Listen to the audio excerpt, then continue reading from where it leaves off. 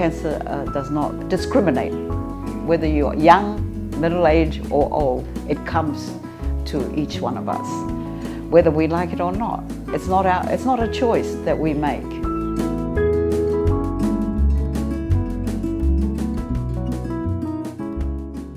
I made an appointment to go to the hospital for screen testing, and out of the blue I was told I have a little lump that is forming right at the front of my right breast.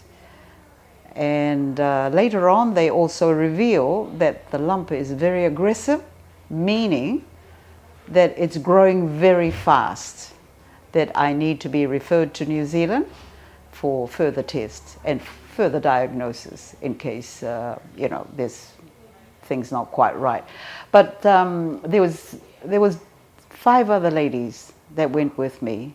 Out of the 5 of us, 2 were returned because theirs was a false, well, not a false, but they didn't, it was confirmed they didn't have breast cancer, so they were sent back. But the rest of us went through surgery for our breast cancer. It was within, within 2 weeks, our surgery dates were fixed. So we were very fortunate that we have this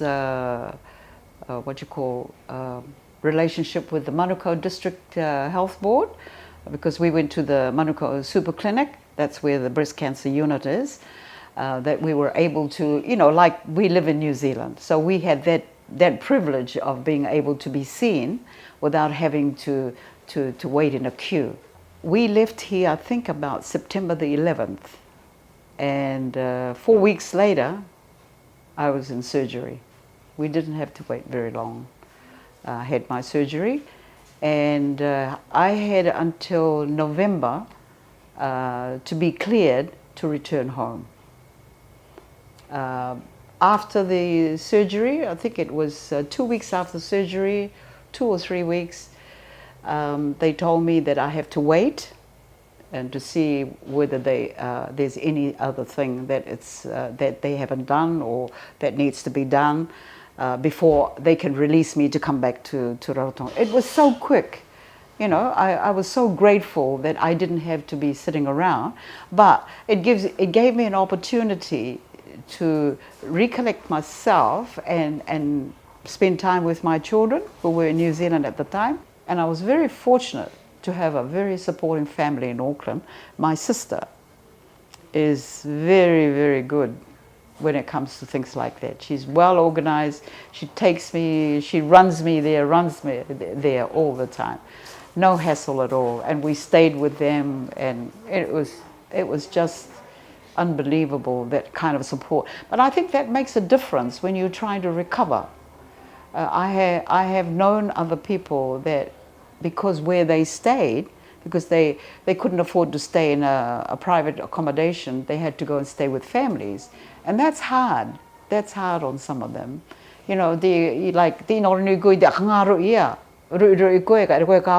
But you feel obligated to get up and go and help with the cooking.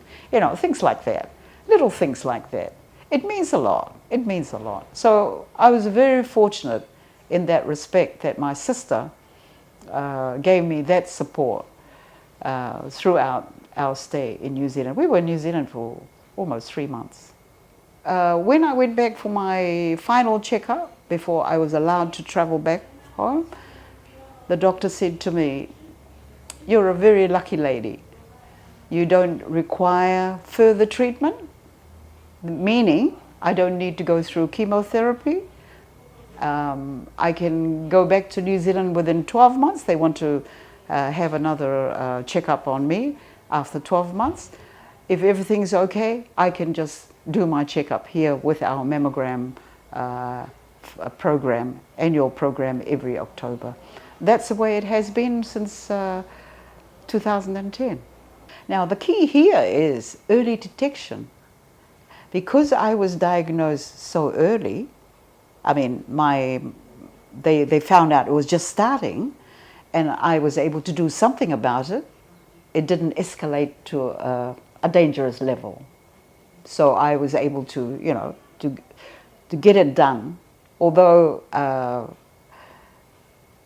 I chose to have a full mastectomy because I said to the doctor, I don't want to come back. I don't want to go through it again. I want to get rid of it. But the lady doctor that was attending to me, she said, you made the right decision.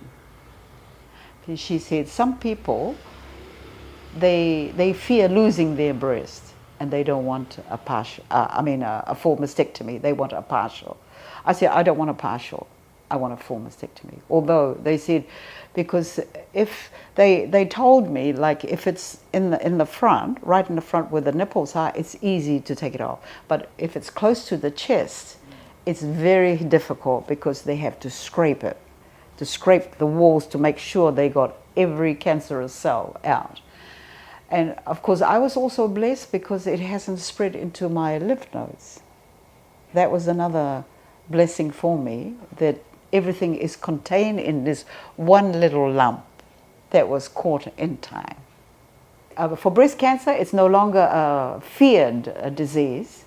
It can be cured, but the key is get in there early. So when there's when the Breast Cancer Foundation program is rolled out, please listen, go up to the hospital.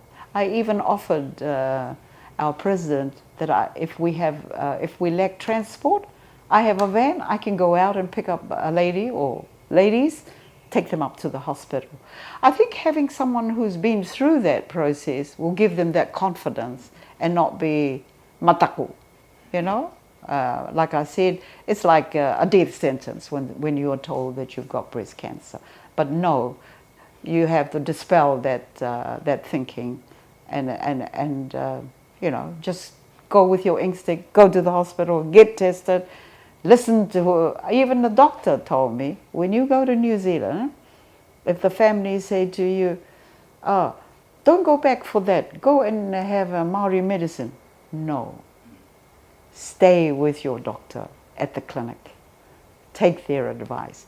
Many of our ladies have done that and they are no longer here today because they failed to keep up with their follow-ups on after their surgery. For that reason, ko akarongo o ki rātou i tātou rātou ai teake, kare rātou i akarongo i tātou tāte. Kare ti e te akawawa ai tātou wera ako Māori.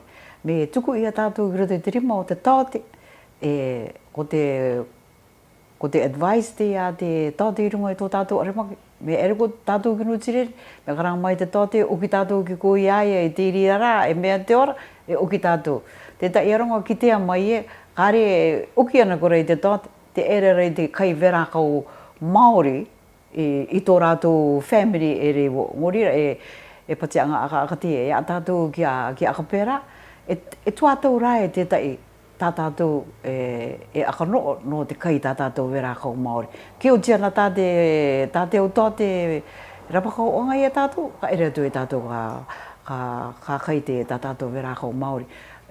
Tangata irina ki o tā tātou vera kau Māori. But te otoro o atu nei o tie, ki te koutou e, ua ka kite mai te tātou tātou kone, me ere tātou e te paintini ki nutirin, au rokaroa tātou ki akangaropo nei te appointment, tātou tātou te ka inangaro i a tātou ki oki oho o tātou ko i te aremaki, me oti tō tātou wāwai ere me te rera, ko kria i ere a tātou, mo te oki mai ki rarotonga nei. Ngori o inangaro e te akamārama poto o atu te rera, kare me te mea te akawaawa e nei tā tātou e rākau Māori. E ngā ira e tētai akataka ia ngō te rira. I was very confident that I was going to get through this. That I did not, like I said, I didn't even cry. You know, people resort to crying and get upset about it. But I was just confident that I had that opportunity to go to New Zealand and get re-diagnosed to make sure that what they found here is what it is and what needs to be done to overcome it. And I stuck with that. As I said, I have a very strong relationship with my Lord, and I put my trust in Him. Not only that, my whole family supported me through prayers and fasting, and my church as well. And I believe that's what helped me get through this journey and come out. Look at it, 11 years later, I'm still around, and I can only thank God for that.